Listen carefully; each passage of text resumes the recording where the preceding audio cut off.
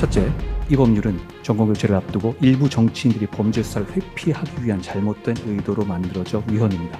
둘째, 이 법률은 위장 탈당, 회기 쪼개기, 본회의 원안과 직접 관련 없는 수정안 끼워넣기 등 잘못된 절차로 만들어져 위헌입니다. 셋째, 이 법률은 국민을 범죄로부터 보호해야 하는 검찰의 헌법상 기능을 훼손하여 국민에게 피해를 주는 잘못된 내용으로 만들어져서 위헌입니다.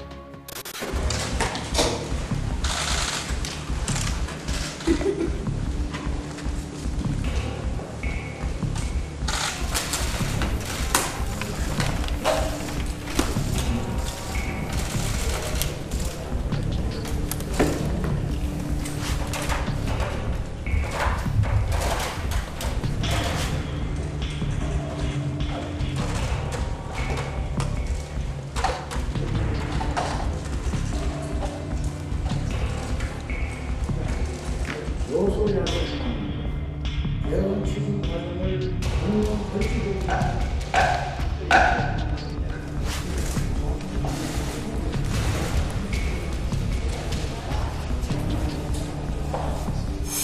장관님께서 입장하십니다. 일어서 주십시오.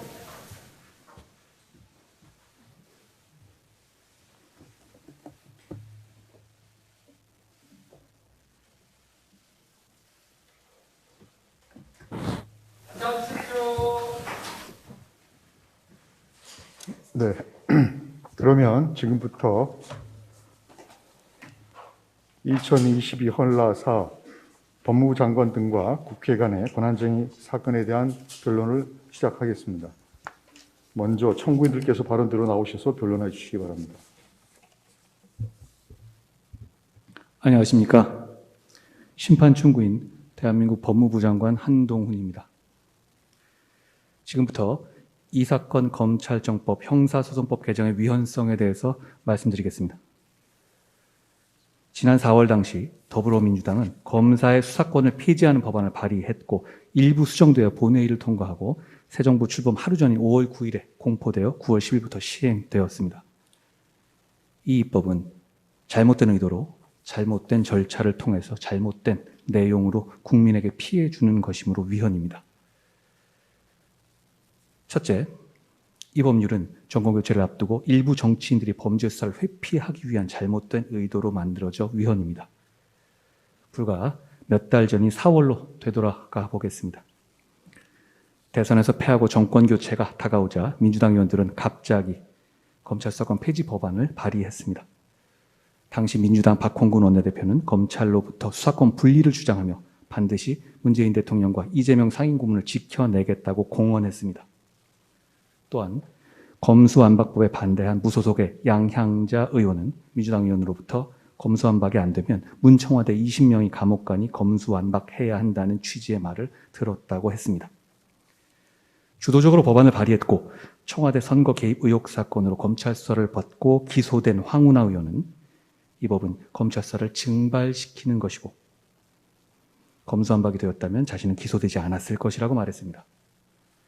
많은 국민들이 설마 했지만 범죄 수사를 회피하기 위한 이런 잘못된 의도는 정말 보름 남짓 만에 국회를 통과해서 현실화되었습니다. 정권교체를 불과 24일 남긴 4월 15일 민주당은 검찰 수사권 폐지 법안을 실제로 당론으로 발의했고 새로운 대통령의 거부권 행사를 막기 위해서 전례 없이 시간까지 바꿔가면서 국무회의를 열고 정권 출범 딱 하루 전에 공포했습니다. 일부 정치인들을 지키겠다 공개적으로 선언하고 추진한 입법이 정권교체 직전에 마치 청야전술 하듯이 결행된 것입니다. 둘째, 이 법률은 위장 탈당, 회기 쪼개기, 본회의 원안과 직접 관련 없는 수정안 끼워넣기 등 잘못된 절차로 만들어져 위헌입니다. 헌법재판소는 의회 민주주의는 단순히 국가의 정책 결정에 참여할 권한을 의회에 유보하는 것에 그치는 것이 아니라 나아가 의사결정 과정에 민주적 정당성이 요구된다고 하였습니다. 또한 헌법재판소는 민주주의 실현의 가장 중요한 요소인 다수결의 원리는 의사 형성 과정에서 다수파와 소수파가 공개적이고 합리적인 토론을 거치는데 그 정당성의 근거가 있다고 했습니다. 즉, 우리 헌법이 말하는 다수결의 원리는 단순히 형식적인 표결로 다수의 의사를 강제하면 되는 것이 아니라 절차적으로 정당해야 하고 합리적인 토론이 실질적으로 보장되어야 하는 것입니다. 토론과 설득이 배제된 다수결은 민주주의가 아닙니다. 그러나 이 사건의 입법 과정은 합리적인 토론의 기회를 없애고 이러한 다수결의 권리를 위반함으로써 이 나라의 민주주의와 법치주의 원칙을 부끄러울 정도로 훼손했습니다. 구체적으로 말씀드리면 위장탈당이라는 대한민국 헌정 역사상 듣도 보도 못한 반헌법적 행위를 통해서 안건 조정 절차를 조롱하고 무력화했습니다. 민주당 출신인 박병석 국회의장은 2022년 4월 7일 민주당원이었다가 탈당해서 민주당의 우호적인 표결이 기대되던 양향자 의원을 법사위로 보냈습니다. 법사위 안건조정위의 구성에 대비해서 여야 3대3 구도를 4대2 구도로 바꾼 겁니다. 이는 법안의 강행 처리 시 안건조정위를 무력화하기 위한 사전 준비 조치였습니다. 그런데 안건조정위 구성을 앞두고 양향자 의원이 개정법에 반대한다는 의견을 밝히자 갑자기 민주당 소속의 민형배 의원이 탈당하고 곧바로 무소속 의원 자격으로 안건조정위 위원이 되는 희극적인 상황이 발생했습니다. 오로지 무소속 자격으로 안건조정위 위원이 되기 위한 목적의 계획적인 탈당이고 사실상 본인 스스로 이를 인정하기까지 했습니다. 현재 민형배 의원은 민주당을 위해서 헌신한 사람이라고 하면서 복당을 시도하고 있는 것으로 보도되고 있습니다.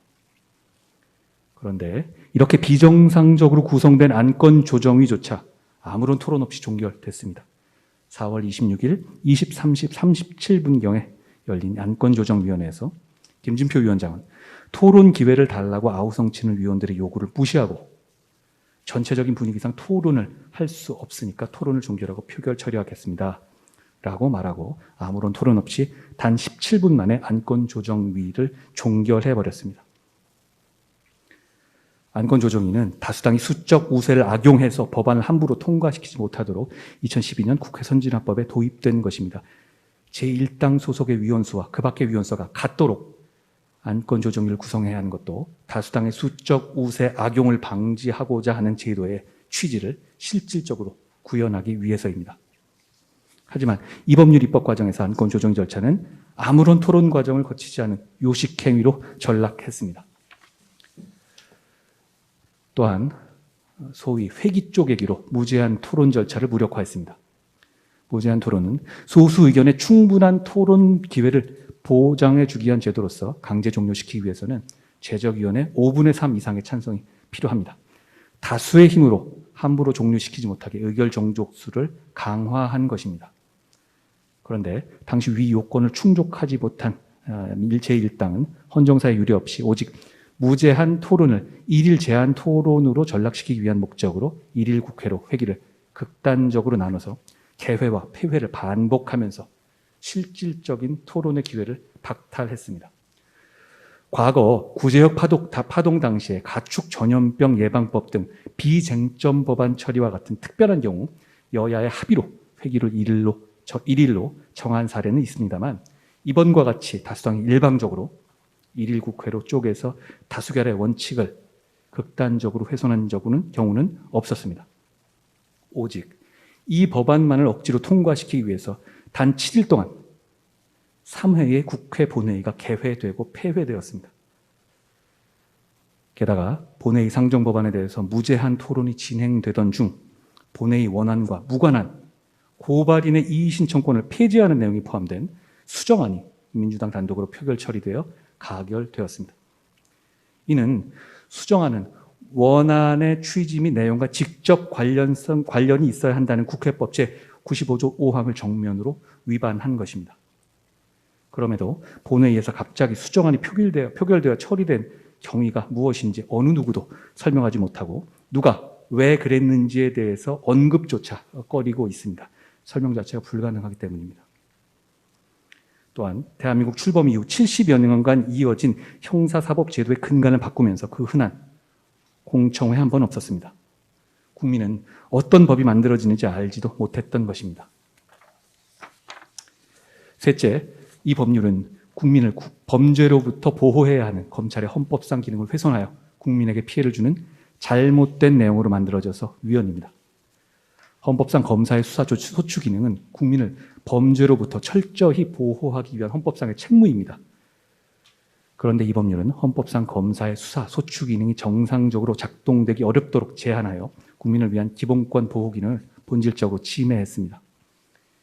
이 법은 황운하 위원이 공공연히 밝혔듯이 검찰 수사의 증발을 목적으로 추진됐습니다. 실제 통계상으로도 확인되듯이 일부 범죄의 수사가 증발하여 국민이 범죄로부터 제대로 보호받지 못한 결과를 초래했고, 최근 변호사 설문조사 결과 73.5%가 수사 지연으로 인한 피해를 호소하고 있기도 합니다. 이는 국민이 실제로 체감하는 피해인 것입니다. 일부 정치인들에 대한 수사를 막기 위한 의도만 다급하게 생각한 것이지 아마 처음부터 일부러 국민에게 피해를 주려는 고의적인 의도로 이런 입법을 한 것은 아니었을 겁니다. 단지 이 입법으로 국민이 입을 피해와 사법 시스템의 부작용에 대해서 관심이 없었던 것인데, 국민 입장에서는 어쩌면 그게 더 나쁘다고 할 수 있을 것입니다. 대표적으로 고발인의 이의 신청권을 박탈함으로써 고발을 통해서나마 비로소 범죄 피해를 호소할 수 있는 장애인, 아동 등 사회적 약자들에 대한 보호를 한층 더 어렵게 만들었습니다. 고발을 통해서 사회의 부조리를 알려온 공익제보자들이 꿈꾸던 정의의 실현도 더 어려워지게 된 것입니다. 예를 들어서 일반 국민이나 시민단체가 공직자의 비리를 고발해서 경찰이 잘못해서 불송치한 경우, 고발인의 이의 신청과 보완 수사를 통해서 바로잡는 것이 이 법으로 인해서 불가능해진 것입니다. 결국 피해를 보는 것은 스스로를 보호하기 어려운 공익제보 사건의 피해자들 뿐인 것입니다. 경찰이 불송치 결정한 사건에서 고소인이나 피해자가 이의 신청하면 동일성 범위 내에서만 보완 수사하도록 하여 피해자 보호가 크게 약화되었습니다. 성폭력 피해자가 경찰 불송치에 이의 신청하여 검찰에서 보완 수사하면서 2차 피해가 발견되더라도 피해자는 다시 경찰에 가서 조사를 받아야 합니다. 수사 지연으로 증거 인멸이나 범인 도주, 보복 범죄 등이 따를 가능성은 높아졌습니다. 특히 스토킹 범죄, 보복 범죄는 수사 기간을 기다려주지 않습니다. 수사가 지연되는 동안 피해자가 사망하는 등 안타까운 일들이 현실에서 얼마든지 발생할 수 있습니다. 나아가 이 법률은 수사 검사와 기소 검사를 분리하고 있으나 이는 현실을 고려하지 않은 탁상 공론이고 오히려 현실 세계에서는 국민에게 피해를 주는 방식으로 작동될 것입니다. 비유하자면 취재하는 기자와 기사를 쓰는 기자를 분리해서 취재한 기자가 기사에 전혀 관여하지 못하게 하면 제대로 된 기사가 나올 수 있겠습니까? 과거 인혁당 사건에서 기소를 거부하는 수사검사를 배제하고 당직검사를 시켜서 기소한 사례와 같이 검찰의 지휘부가 수사검사의 의견을 무시하고 독단적인 사건 처리를 할 수 있는 길을 열어주는 퇴행적인 부작용도 초래될 것입니다. 피청구인 측은 이번 청구가 검사의 이익보호 때문이라는 거짓 프레임도 주장하고 있습니다. 김유은 변호사, 박준영 변호사와 같이 장애인, 아동, 무고한 죄를 뒤집어 쓴 재심 피고인 등 사회적 약자를 변호해온 변호사들을 비롯해서 많은 형사 변호사들이 절실하게 나서는 이유, 그리고 전국의 형사부 평검사들이 절실하게 나서는 이유는 똑같습니다. 현장에서 국민들께서 입을 피해가 뻔히 보이기 때문입니다. 국회 입법자의 권은 당연히 존중되어야 합니다만 오직 헌법과 법률의 한계 내에서만 행사되어야 합니다. 말씀드렸다시피 이 법은 잘못된 의도로, 잘못된 절차를 통해서 잘못된 내용으로 만들어져 위헌이므로 주권자인 국민의 피해가 발생하고 있고 그 피해가 앞으로 더 커질 겁니다. 이번 심판에서 헌법재판소가 주실 답은 앞으로도 대한민국에서 이 정도는 안 된다와 이 정도는 앞으로도 해도 된다, 둘 중에 하나라고 생각합니다. 다른 답은 없어 보입니다. 만약 헌법재판소가 이번 심판을 통해서 이 정도는 앞으로 해도 된다고 허용하신다면 앞으로 이 나라 대한민국에서 바로 이런 장면이 반복될 겁니다. 앞으로 총선에서 승리하는 다수당은 어느 당이든 간에 토론과 설득은 외면하고 헌법재판소가 해도 된다고 허락하고 선언한 이 위장탈당, 회기 쪼개기, 본회의 원안과 직접 관련 없는 수정안 끼워넣기 같은 백전백승에 맞는 키를 10분 활용할 것이고 이것이 대한민국의 입법의 뉴 노멀이 될 것입니다. 대한민국 국민은 민주화와 산업화를 동시에 이뤄낸 위대한 사람들입니다. 대한민국 국민은 이보다 나은 민주주의와 법치주의를 누릴 자격이 있는 분들이라고 저희는 생각합니다. 선을 넘었다. 대한민국에서 이 정도는 안 된다라고 멈출 수 있는 곳은 이제 헌법재판소뿐입니다. 대한민국 헌법의 수호자이신 헌법재판소의 현명한 판단을 부탁드리겠습니다.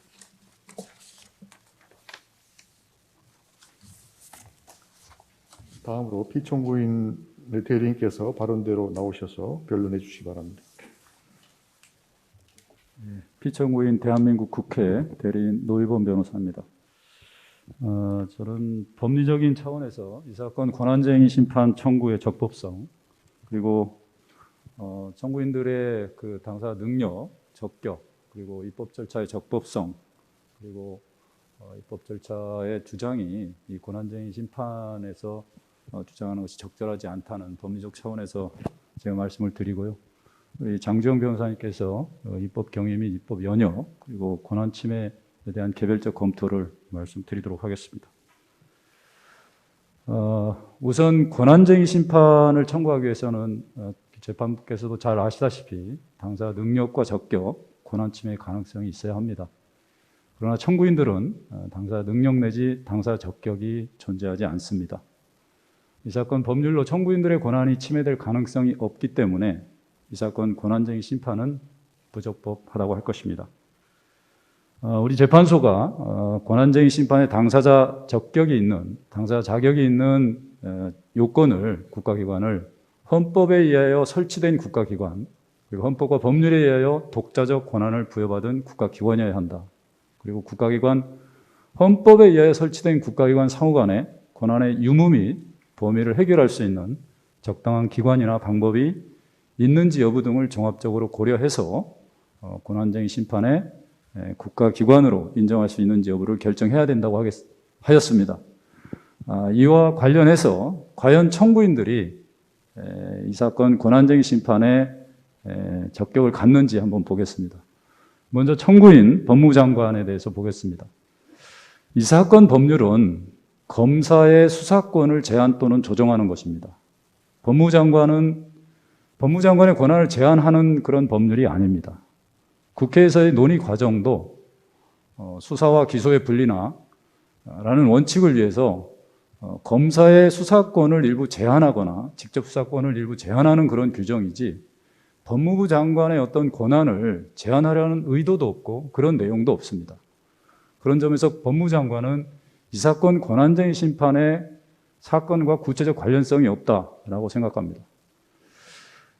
청구인들은 법무부 장관이 검찰 사무를 관장하고 검사의 사무를 관장하고 검찰 사무의 최고 감독 권한자로서의 권한이 있기 때문에 검사의 수사권 내지 소추권 침해에 관한 이 사건 제한에 관한 이 사건 법률에 대해서 권한쟁의 심판을 청구할 당사 적격이 있다고 주장을 하고 있습니다. 그러나 법무부 장관의 검찰 사무 관장 권한은 일반적 행정감독권이라고 봐야 됩니다. 행정부의 어떤 각부에서 일반적 관할 분배에 따라서 검찰 사무의 일부를 관장하는 행정감독권이지 법무부 장관에게 수사권이나 소추권이 부여되어 있다고 볼 수는 없습니다. 과연 법무부 장관에게 수사권 내지 소추권이 부여될 수 있다고 해석할 수 있는지 매우 의심스럽습니다. 그리고 검사의 수사권 조정을 다투는 이 사건에서 그런 의미에서 법무부 장관은 구체적 사건 관련성이 없다라는 것이 대리인들의 생각입니다.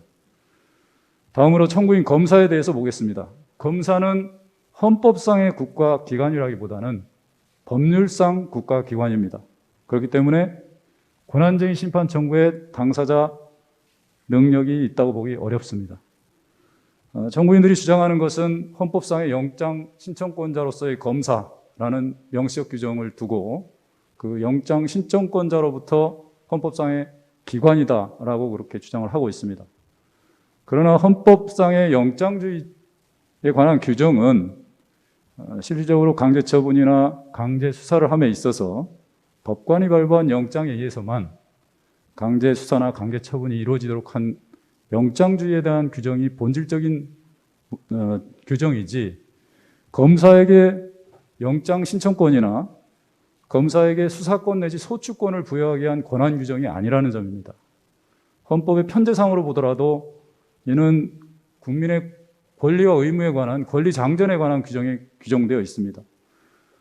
설사 이 영장 신청권에 관한 헌법 규정이 검사의 헌법 법률상에 설치 근거라고 하더라도 이 실질적인 의미의 검사의 어떤 지위나 조직, 직무 범위에 대해서는 구체적으로 법률에 의해서 형성될 수밖에 없는 것입니다. 대한민국 검사는, 국가기관인 검사는 정부조직법, 검찰청법에 의해서 설치된 법률상 국가기관입니다. 그런 점에서 당사 능력이 있다고 보기가 어렵습니다. 설령 청구인들의 주장과 마찬가지로 영장 신청권자로서 헌법기관이라 하더라도 이 사건 법률은 검사의 수사권의 일부를 제한하는 것이고 조정하는 것입니다. 그런 점에서 이 사건 법률은 영장 신청권이나 형사 소추권을 제한하거나 그 권한 행사의 주체를 변경하는 것이 절대 아닙니다. 그런 점에서 검사는 이 수사권 내지 소추권을 제한하는 이 사건 법률에 대해서 과연 구체적 사건 관련성이 있다고 할 수 있는지 의심입니다. 다만 우리 재판소가 당사자 적격과 관련해서는 권한 침해의 개연성만 있어도 본안에 들어가서 판단을 한 예가 많이 있습니다. 다만 이 사건의 경우에는 법률상 권한에 불과한 검사의 수사권, 소추권에 대해서 권한 침해 가능성이 전혀 없는 상황이기 때문에 당사자 적격을 인정하기 어렵다, 이런 말씀을 드립니다. 그리고 권한쟁의 심판은 자기의 권한이 침해될 가능성이 최소한은 있어야 합니다. 그러나 이 사건 법률, 검사의 수사권, 소추권은 법률에 의해서 비로소 형성된 권한이기 때문에 법률의 제정이나 법률의 개정에 의해서 침해될 수 없다는 것이 저희 대리인들의 생각입니다.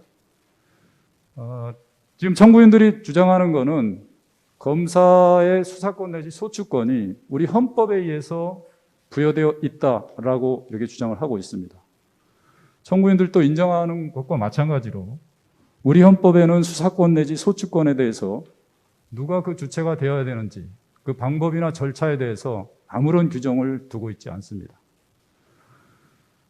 영장 신청권에서 과연 검사의 수사권이 전제되어 있고 거기서 수사권이 도출된다고 주장을 하고 있습니다만 그러한 헌법 해석을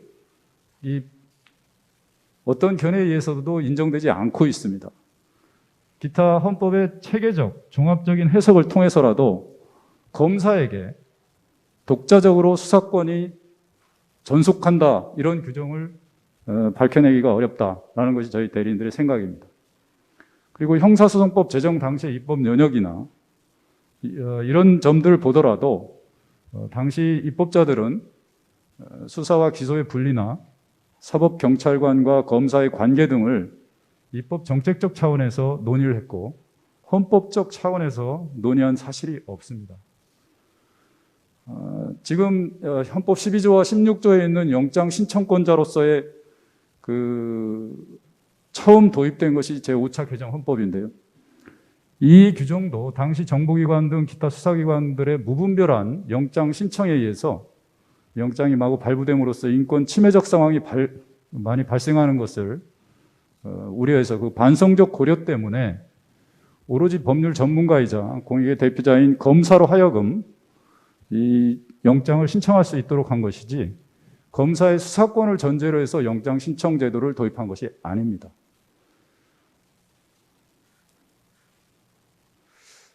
그 다음에 입법 절차의 하자 주장을 많이 하셨기 때문에 이 부분에 대해서만 간략히 말씀을 드리겠습니다. 우선 저희들이 이 권한쟁의 심판에서는 입법 절차의 하자를 국회 밖의 국가기관이 다툴 수 없다라는 것이 저희 생각입니다. 다만 저희들이 입법 절차의 하자를 다투는 것이 부당하다라고 이렇게 주장을 하니까 청구인들께서는 입법 절차의 하자를 전제로 해서 이렇게 말씀을 하시는데 결코 그렇지 않습니다. 지난 2022 헌나 이 사건에서도 충분히 입법 절차의 하자 부분에서는 그 재판부께 설명을 드렸기 때문에 이 부분에 대해서는 간단하게 말씀을 드리겠습니다. 가장 문제 삼고 있는 것이 바로 안건조정위원회 구성 의결입니다. 이것이 부적법하다는 것입니다. 다만 민영배 의원이 탈당을 하고 안건조정위원회 위원으로 선임됨으로 인해서 안건조정위원회가 무력화됐다는 그런 주장입니다. 지난번에도 말씀드렸습니다만 국회의원은 국가 이익을 우선해서 양심에 따라 직무를 수행한다는 자유위임 원칙에 따라서 국회의원의 의정활동은 자신의 정치적 판단과 선택을 스스로 결정할 수 있고 거기에 대해서는 주기적인 선거를 통해서 유권자로부터 정치적 비판과 정치적 선택을 받도록 되어 있습니다. 대의제 헌법기관인 국회의원에게는 이 자유위임 원칙이야말로 국회의원 대의제 기관을 움직이는 가장 중요한 그런 이념이자 원칙입니다. 그 점을 가지고 안건조정인의 구성을 무력화했고 소수파의 어떤 의견 개진을 무시했다라고 하는 것은 헌법상의 대원칙에 반하는 그런 주장입니다. 그 다음에 회기의 결정은 국회 의결로 정하도록 되어 있습니다. 청구인들도 마찬가지로 말씀을 하셨지만 국회가 상설 회기로 되지 않도록 회기를 최대한으로만 되어 있습니다. 국회는 정기회는 100일, 임시회는 30일. 회기를 줄이는 거에는 제한을 두고 있지 않습니다.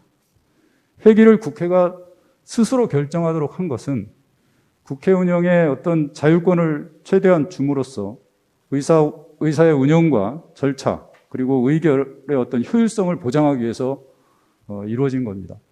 이 사건 법률들이 의결되는 과정에서도 가장 먼저 본회의에서 의사일정 제1항으로 가장 먼저 회기부터 결정을 하게 되어 있습니다.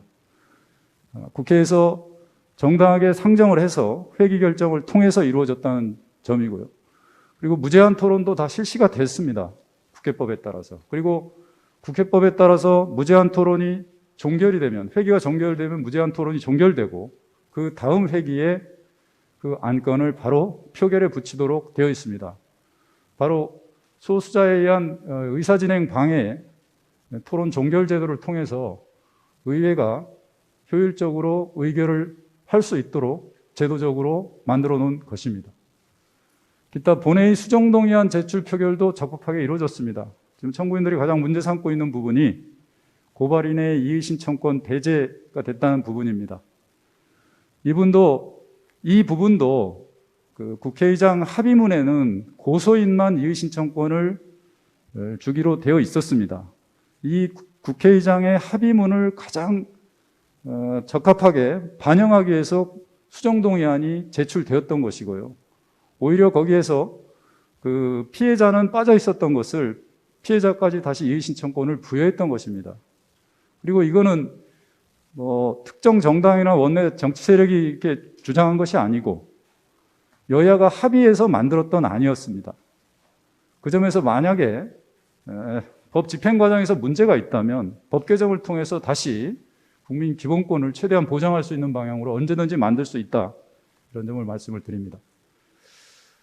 이 사건 법률안에 대해서 국회 내 정치 세력 사이에 대립과 이견이 많이 있었고 심사 의결 과정에 순탄치 않았기는 했습니다만 법안의 심사, 제의 그리고 양당의 어떤 합의, 추인을 거치는 동안 충분한 심의가 있었다라는 점을 다시 한번 말씀드립니다.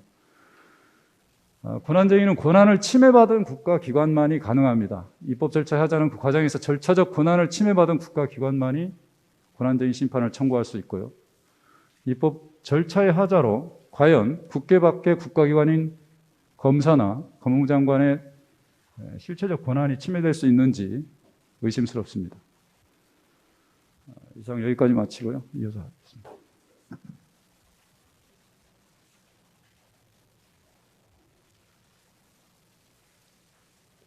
네, 이어서 간단하게 말씀드리겠습니다. 이 사건 그 개정법률 입법 경위 및 입법 연역을 말씀드리려고 하는데요. 그 이유는 청구인 측에서 우리 형사사법 제도의 70년 된 그 제도의 근간을 단 3주 만에 바꿨다 이런 주장을 하기 때문에 실제 우리 형사사법 제정부터 그 이후의 수사권 조정 논의를 간략하게 좀 알려드릴 필요가 있겠다라는 생각이 듭니다. 그 주장이 얼마나 허구인지를 밝히도록 하겠습니다. 1954년 제정 형사소송법을 만들 때 그 당시 논의에서 권력 집중으로 인한 남용을 방지하기 위해서 수사는 경찰관, 기소는 검사가 맡는 방식이 이론상 타당하다라는 논의가 있었습니다. 기소권도 막강한데 그럼 검찰에 수사권도 준다면 검찰 파쇼의 우려가 있다. 그러나 또 다른 한편으로 전국적인 중앙 집권 조직인 경찰에 수사권을 전부 맡길 경우에 경찰 파스의 우려가 있다라는 우려가 교차했습니다. 그러나 당시 현실 상황에 비추어서 검찰이 수사 권한을 잠정 행사하되 장내 분리를 예정했습니다. 2004년도에 검찰과 경찰이 수사권 조정 논의를 했고요. 또 사개특위에서 공판 중심주의 제도를 도입을 했고 조사자 증언 제도도 도입했습니다. 2010년도에는 사법경찰관의 1차적 수사권을 인정하는 법 개정도 이루어졌습니다. 이 사건과 직접 관련된 그 법안으로 2018년 정부의 검경 수사권 조정 합의가 있었습니다. 주요 내용은 검사의 직접 수사는 반드시 필요한 분야로 한정하고 송치 사건 수사, 공소유지, 기소에 집중한다라는 내용이고 이 내용이 2년여간의 검찰과 경찰의 자세한 의견 수렴, 토론회 등을 거쳐서 신속 안건 처리 제도를 통해서 2020년에 법률에 개정이 됐습니다. 2020년 법률에 이 수사와 기소를 분리하는 큰 틀과 방향성이 제시가 되었고 그것을 이어받아서 이 사건 개정 법률이 좀 더 구체적으로 또는 좀 더 철저하게 수사 기소 분리를 시도했다라고 이야기할 수 있기 때문에 이러한 그 역사적 흐름을 볼 때 이게 단 3주 만에 바뀐 게 아니다라는 것을 알 수 있겠습니다. 국회의장 중재로 여야 원내대표가 저렇게 합의를 했습니다. 이 오른쪽 합의문 보면 8개 항의 합의문이 있는데요. 1, 2, 3, 4, 6, 8, 그러니까 6개 항은 모두 법에 반영이 됐습니다. 5항, 사개특위도 현재 국회에 구성돼서 활동 중입니다. 그 다음에 4월 중에 처리한다. 4월 말 5월 초에 검찰청법, 형사정법 개정안이 통과가 됐습니다. 이 합의문대로 모두 법이 개정이 됐다라고 말씀드릴 수 있고요. 국민의힘에서 의원총회에서 추인을 했습니다. 먼저 민주당 의원들이 합의에 대해서 반발도 했습니다만은 국민의힘 의원총회에서 추인을 먼저 하니까 뒤따라서 민주당 의원총회에서도 여야 원내대표 합의를 추인했습니다. 당시 권성동 그 원내대표는 검사 업무 수행에 지장이 없다라고 이야기하기도 했고요. 또 언론에서는 6대 범죄가 전체 수사 건수의 비중이 약 0.6%인데 남아있는 부패, 경제범죄 두 범죄가 남았습니다. 그 범죄가 약 0.6%다. 4개 범죄를 삭제를 해도 0.12% 정도밖에 사라지지 않는다. 검사 업무 수행에 지장이 없다. 뭐 이런 그다음에 보안 수사권도 유지했다 등의 이야기를 한 바가 있습니다. 권한 침해가 없다라는 것이 명백한 부분을 말씀드리려고 하는데요. 우리 헌법상 수사, 기소, 주체나 행사 방법에 대해서 아무런 규정이 없기 때문에 기본적으로 이것은 입법 사항입니다. 법률로 결정해서 이게 사실은 구체적으로 따져봐야 되느냐, 따질 필요도 없다라고 저희는 생각하고 있습니다만은 그 내용을 좀 구체적으로 한번 보겠습니다. 합의문 제2항에 따라서 부패 범죄, 경제 범죄, 그러니까 6대 범죄에서 4대 범죄를 삭제하고 2가지 범죄만 검사의 직접 개시 수사 대상으로 남겼습니다. 그런데 9월 10일 날 대통령령인 개정 수사 개시 규정이 시행이 됐습니다. 이 4대 범죄를 삭제를 했는데 2020년 제정된 규정보다 직접 수사 개시 대상 범죄가 대폭 확대됐습니다. 법률도 추가되고 처벌 법조문도 추가되고 또 삭제된 공익적 범죄, 선거 범죄가 일부 부활했습니다. 또 원래 없었던 사법 질서 저해 범죄도 추가로 신설됐습니다.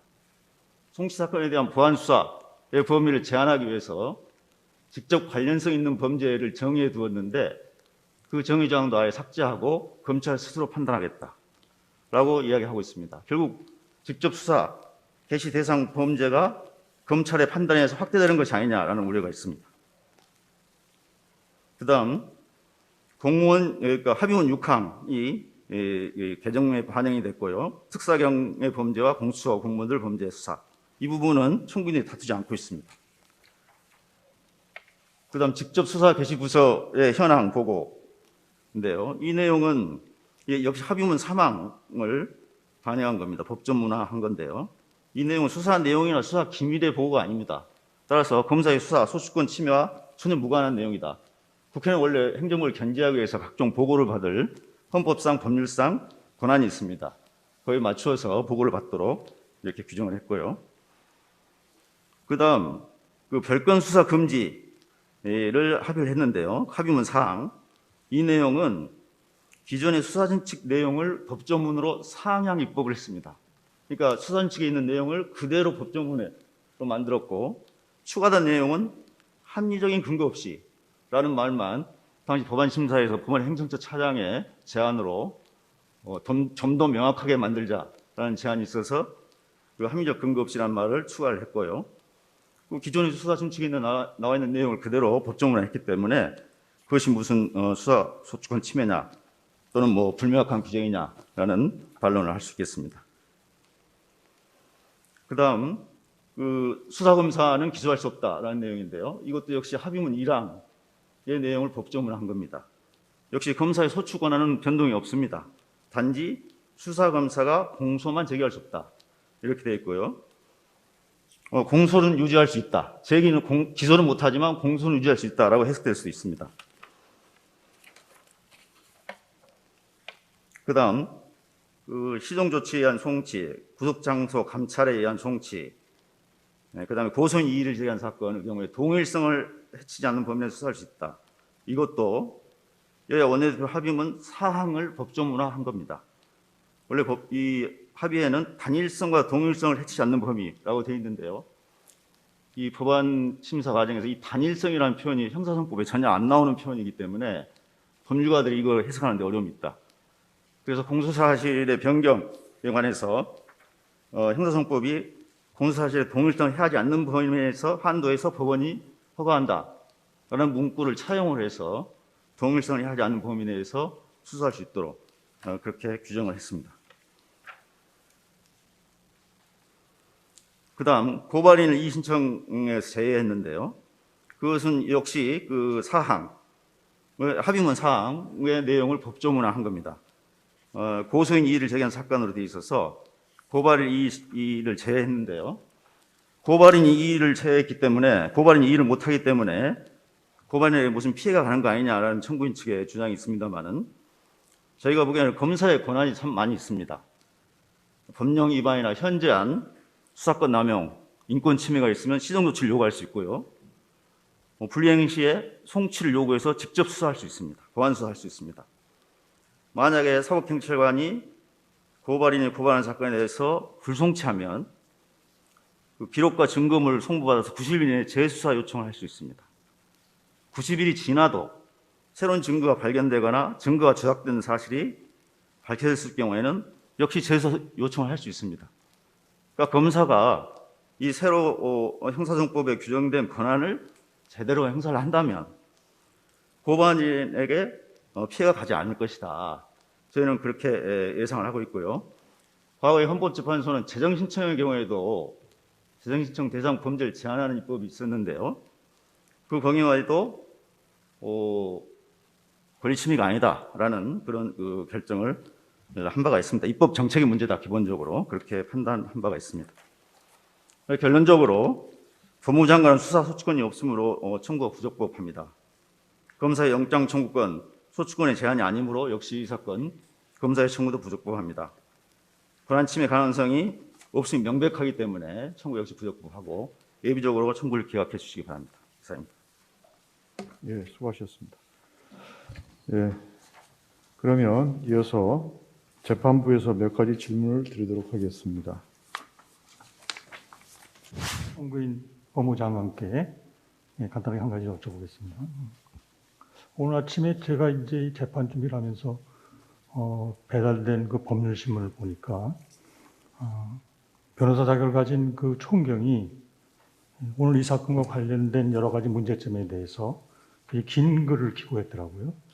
그래서 뭐 내용은 정말 자세히 기억할 수는 없지만 대체로 오늘 지금 청구인들이 주장하는 그거하고는 대체로 좀 반대되는 입장에 있는 것 같았습니다. 혹시 보신 적이 있습니까? 제가 보지 못했습니다. 네네. 그래서 말하자면 무슨 저 수사권 문제가 결국 입법 정책의 문제라든가 또는 이제 인권 문제 같은 거는 이제 검사들이 늘 생각하고 있지만 일선 수사 경찰들을 아주 애를 쓰고 있는 거라든가 뭐 등등. 그래서 그게 꼭 이제 오늘 그 기고문에 뭐 정확히 나와 있지는 않지만 이제 제가 생각하기로는 이게 전체 경찰의 입장을 대변하는 것이 있겠다는 좀 생각도 들고요. 또 아시겠지만 최근에 이제 법무부에서 대통령을 이제 고치면서 이제 경찰이 보기에는 그 입법을 다소 늘리는 것처럼 보이는 것에 대해서 경찰청장이 좀 반대하고 있다는 그 기사를 본 적이 있어요. 그래서 제가 여쭤보고 싶은 첫 번째로 우선 경찰의 이런 입장이 잘못됐다고 보십니까? 말씀 올리겠습니다. 네. 일단 시행령 관련한 부분을 말씀드리면 아니, 시행령은 뭐 그보다도 예. 지금 그건 제가 이제 예를 든 것이고 예. 그 시행령 여기 나왔으니까 예, 예. 그래서 제가 지금 전반적으로 좀 말하자면 이제 논의되고 있는 여러 가지 문제로 중요한 거에 대해서 어떠신 입장인지. 네. 재방관님, 제가 이게 경찰이나 검찰이나 네. 어떤 그 의인화된 한 집단들의 생각이 맞는지 아닌지 예스나 답할 문제는 아닌 것 같습니다만 기본적으로 지금 이 입법이 결국은 어떤 공익적인 이유를 찾을 수도 없이 국민들에게 불편을 주고 사법 시스템을 좀 후퇴시켰다는 생각을 하는 것입니다. 다만 경찰들이 얘기하고 있는 어떤 문제라든가 이런 부분도 충분히 문제의식은 생각할 수 있겠습니다만 전체를 통으로 묶어서 경찰의 의견이 어떠냐, 맞냐 안 맞냐 이렇게 말씀드리긴 제가 어려울 것 같고, 다만 이 이슈 예를 들어서 그동안에 계속 이어져 온 이중적인 어떤 그 서비스 구조를, 국민을 위한 서비스 구조를 타파함으로써 국민이 얻을 수 있는 이익이 없고, 그리고 고발인의 이의 신청을 배제함으로써 얻을 수 있는 이익이 전혀 없고, 아까 말씀하셨듯이 무슨 고발인의 남소 같은 것을 말씀하시기도 하셨었는데요. 실제로 보면은 고발인 전체 중에 이의 신청이 몇 프로밖에 되지 않거든요. 그러니까 실제로 어떤 실무적인 필요성조차도 전혀 없는데, 이런 식의 이 개정이 어떤 정치적 목적으로 이루어진 부분에 대해서 저희는 이 행정기관으로서 반드시 문제를 삼아야겠다, 이런 차원으로 임하고 있다는 말씀을 드리겠습니다. 경찰이 개별 사안에 대해서는 저도 공감하는 부분이 있고, 그렇지만 개별 사안에 대해서는 좀 오해하고 있는 부분도 있는 것 같고, 그리고 그게 경찰 전체의 입장을 일목요연하게 표현하고 있는 것 같지는 않습니다. 어제 이제 일부 한 분이 이제 야당 의원 쪽에다가 무슨 의견을 전달하시는 것이 한국일보에 보도된 게 있었는데요. 경찰청의 입장은 그거는 개인의 입장을 전달한 것이고 경찰청의 입장을 낸 것은 아니라는 입장을 낸 것을 제가 확인했습니다. 네. 그래서 간단하게 좀 덧붙여서 말씀 좀 드리자면, 예. 어쨌든 그 수사를 이제 우리가 생각해 볼 때는 그 경찰을 뭐 지휘하고 감독하고 또 인권 침해를 우려해서 그걸 이제 바로잡으라는 그 검찰과 예. 또 일선에 훨씬 더 많은 자원을 가지고 직접 수사하는 경찰이 있는데, 결국은 이게 어떻게 보면 이제 서로 이제 감시 견제하고, 아까 여기 또 변론에서 나왔지만 협력해야 되는 기관인데, 그렇습니다. 네. 그런데 어쨌든 지금 이 중요한 문제에서 말하자면 좀 장관님 잠깐 말씀하셨지만 서로 좀 엇갈린 부분이 있는데, 그 점에 대해서 어떤 식으로 뭐 대응이라고 그럴까, 아니면 뭐 설득이라고 그럴까, 예. 이런 게 좀 있으신가요? 뭐 그거만 제가 좀 예, 제가 행안부 장관과 긴밀하게 소통을 하고 있고요. 그리고 이 부분에서 지금 저희가 경찰과 검찰 간에 서로 누가 더 편하고 누가 권한을 잡고 이런 문제는 아니고, 그동안에 예를 들어서 간단히 말씀 올리면 불송치를 할 수 있는 권한이 생기지 않았습니까? 그렇게 되면 과거에는 최종적으로 무혐의 결정을 하기 전까지 검사라는 법률 전문가가 한 번 더 보는 구조였는데요. 지금은 현실적으로 어떻게 되고 있냐면 불송치 양이 워낙 많다 보니까 사실상의 무혐의 종결권을 경찰이 행사하고 있는 상황입니다. 그리고 그걸로 인해서 많이 일선에서 국민들께 여쭤보시면 저는 많은 부분들이 이제 아까 제가 통계를 들었던 것도 그 부분에 대한 불편을 호소하고 있습니다. 저는 경찰과 검찰 사이의 어떤 감정적인 문제보다는 실제로 이 시스템이 몇 년 동안 운용되면서 국민들에게 어떤 불편을 주고 있느냐가 좀 강조되어야 한다고 생각합니다. 다만 재판관님 말씀하신 것처럼 양쪽 기관 다 중요한 기관이기 때문에 서로 간의 이해를 폭을 넓힐 수 있는 여러 가지 방책은 제가 마련해야 한다고 생각합니다. 마치겠습니다.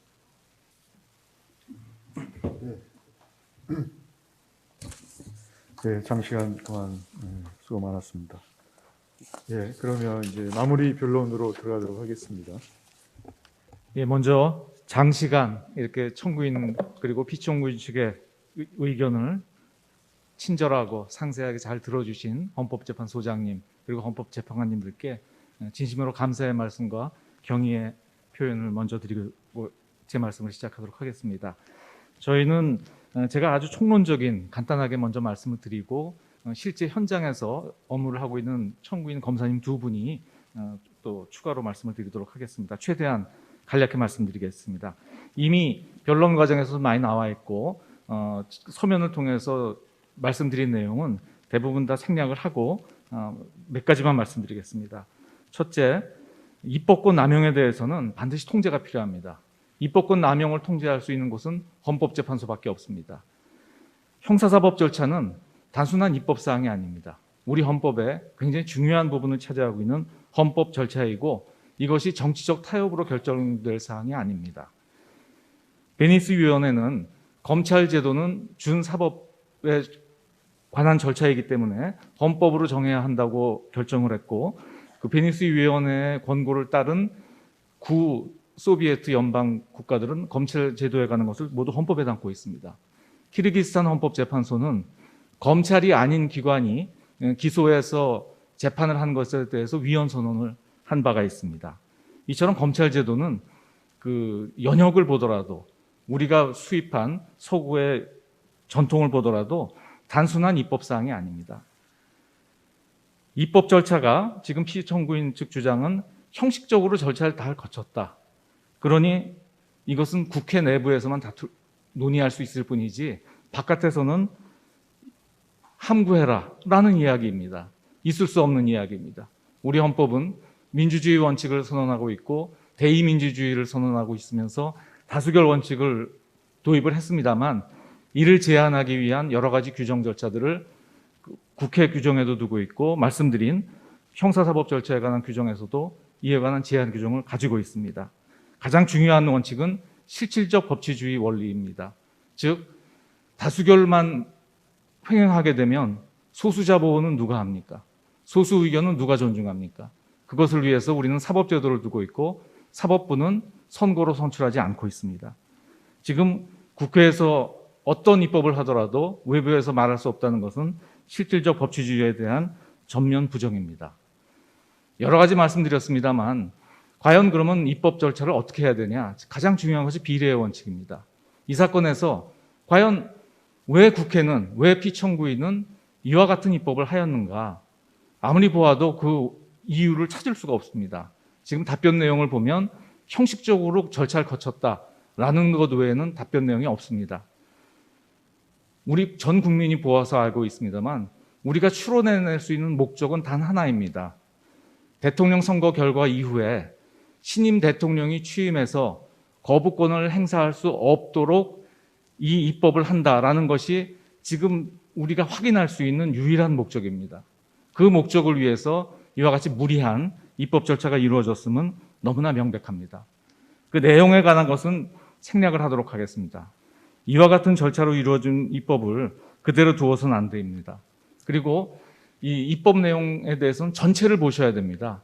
개별 절차 하나하나를 가지고 따질 것이 아니라 전체적인 목적, 전체적인 경과 과정을 보셔야 하고 그 청구인이 주장하는 부분은 개별 조항의 위헌을 주장하는 것이 아닙니다. 말씀드린 것처럼 이 법률 개정 행위, 절차 이것이 헌법 법률에 위반되었기 때문에 이 절차가 잘못돼서 권한이 침해되어서 이 절차가 무효라는 것이 주장일 뿐이기 때문에 개별 조문에 설사 어떤 조문은 뭐 위헌이 아니다 이걸 다투는 것이 아니라서 위헌 정족수가 필요하지 않다. 이 정도 말씀드리고 상세한 부분은 서면으로 다시 말씀드리도록 하겠습니다. 조금 시간을 주시면 연이어서 검사님 두 분이 말씀을 좀 더 추가로 드리도록 하겠습니다. 우선 피청구인 대한민국 국회 대리인으로서 이 자리에 섰습니다만 국민의 한 사람으로서 청구인 국가기관 법무장관과 검사가 국민의 기본권 보장을 위해서 얼마나 중요한 기관인지 그리고 이 사건 권한쟁의 심판을 청구하면서 국민의 범죄 피해로부터 예방하고 그걸 구제하기 위해서 얼마나 노력을 하고 있는지에 대해서 존경과 경의를 표합니다. 대한민국 국회도 헌법에 의해서 권한을 부여받은 헌법기관이고 헌법을 구체화하고 실현하는 헌법기관입니다. 헌법은 국민의 기본권을 보장하기 위한 기관입니다. 규범입니다. 모든 국가 권력은 이 헌법을 구체화하고 실현하는 권한을 부여된 것이며 국회나 청구인 법무장관이나 검사나 모두 마찬가지의 궁극적인 목적 실현을 위해서 여기에 모였습니다. 그런데 같은 국가기관끼리 국민의 기본권 보장을 보다 더 효율적이고 실효적으로 할 수 있는 수단을 이 자리에서 더 찾기 위해서 노력하고 있다는 점에서 저는 이 자리가 나름대로 큰 의미가 있다고 생각합니다. 국회는 주권자인 국민의 대의기관으로서 입법권을 행사할 뿐만 아니라 국가 예산과 재정, 인사에 관한 권한 등 정부의 국정 전반을 통제하는 헌법기관입니다. 국회는 사실상 300개의 개별 헌법기관으로 구성된 합의제 국가기관입니다. 주권자인 전체 국민의 의사를 결집하여 국가의 중요한 정치적 의사를 형성합니다. 그만큼 다양한 정치적, 경제적, 사회적 이해관계를 조율해야만 하고 각계각층의 의견을 취합하여 대화와 토론, 설득과 합의를 거쳐 결정을 해야만 합니다. 그렇기 때문에 국회 의사결정 과정은 때로는 매우 힘들고 지난한 과정을 거치게 됩니다. 그 과정에서 원내 정치 세력 사이에 대립과 갈등이 존재하고 이를 해결하기 위한 공식, 비공식 협의 과정 등 고도의 정치 형성 과정이 존재합니다. 청구인들께서는 이 사건 법률이 형식적 절차를 거쳐서 아주 짧은 시간에 70년 형사사법 체계를 바꿨다고 하지만 많은 국민들이 이 법 개정 과정에 얼마나 많은 회의와 논란과 협의와 비공식적 협상이 원내에서 있었는지에 대해서는 충분히 알고 계실 겁니다. 이러한 국회의 어떤 정치 과정은 우리나라 국회만의 현상은 아닙니다. 많은 대의제 민주주의 국가의 국회 정치 과정 및 의사결정 과정에서 정치 세력 사이의 대립과 갈등은 필연적이고 이러한 대립과 갈등을 풀기 위해서 대화, 토론, 협의 과정이 있습니다. 그렇기 때문에 의회에 대해서, 국회에 대해서는 고도의 자율권이 보장되고 그 자율권에 대해서는 사법적 심사가 개입하지 못하도록 하고 있습니다. 헌법은 국민의 기본권을 보장하기 위한 규범입니다. 모든 국가 권력은 국민의 기본권을 보장하고 실현해야 할 책무를 지고 있습니다. 그런 점에서 헌법이 부여한 국가 권력은 그 자체가 목적이 아니라 헌법을 구체화하고 실현하기 위한 수단에 불과합니다. 헌법은 국회에 입법권을 부여하였고 정부는 국회가 만든 법률을 집행함으로써 헌법을 구체화하고 실현하도록 하고 있습니다. 다만 우리 사회가 끊임없이 변화하는 한 국회가 만든 법률도 고정불변일 수 없습니다. 변화되어야 합니다. 국회가 만든 법률이 국민의 기본권 보장에 불충분하거나 흠결이 있다고 한다면 정부는 국회에 법률안을 제출하여 법 개정을 하도록 하는 것이 우리 헌법이 예정하고 있는 절차입니다. 청구인들이 많은 기본권 구제의 결함을 주장을 했습니다. 이 사건 법률에 대해서. 현재 지난 7월 22일 여야 합의로 사법개혁 특위, 지금 현재는 형사사법개혁특별위원회가 구성이 돼서 여야 동수로 위원회가 구성이 됐고 이 사건 법률을 포함한 모든 문제에 대해서 지속적으로 법 개정 작업을 계속하고 있습니다. 이것이 바로 국회의 정치 형성 과정이고 입법 과정입니다. 대한민국 건국 이래 우리 검사제도와 검사들의 어떤 기능과 역할 매우 중요합니다. 기본권 실현을 위한, 기본권 보장을 위한 검사제도가 우리 법질서 전체에서 얼마나 중요한지는 다언을 요하지 않습니다. 또 이 사건에서 보여준 청구인들의 국민의 기본권 보장에 대한 충정과 여의를 진심으로 존중하고 경의를 표합니다. 다만 청구인들은 기본권 보장에 흠결이 있는 법률 조항이 있다면 국회에 법률안을 제출하는 것이 맞습니다. 그것이 헌법이 예정하고 있는 우리의 헌법 시스템입니다. 이 사건 법정에 이 사건을 가져올 것이 아니고 하루빨리 좋은 법률을, 대안을 마련해서 국회에 제출하는 것이 맞다고 생각합니다. 이상입니다. 네, 수고하셨습니다. 예, 쌍방 다 하실 말씀 다 하신 거죠? 네, 그렇습니까? 네. 예, 이것으로서 2022 헌라사 사건에 대한 변론을 마칩니다. 선고기일은 나중에 알려드리도록 하겠습니다. 오늘 이 변론에 늦은 시간까지 참여해 주신 모든 분들께 감사드립니다. 네. 이상 마치도록 하겠습니다.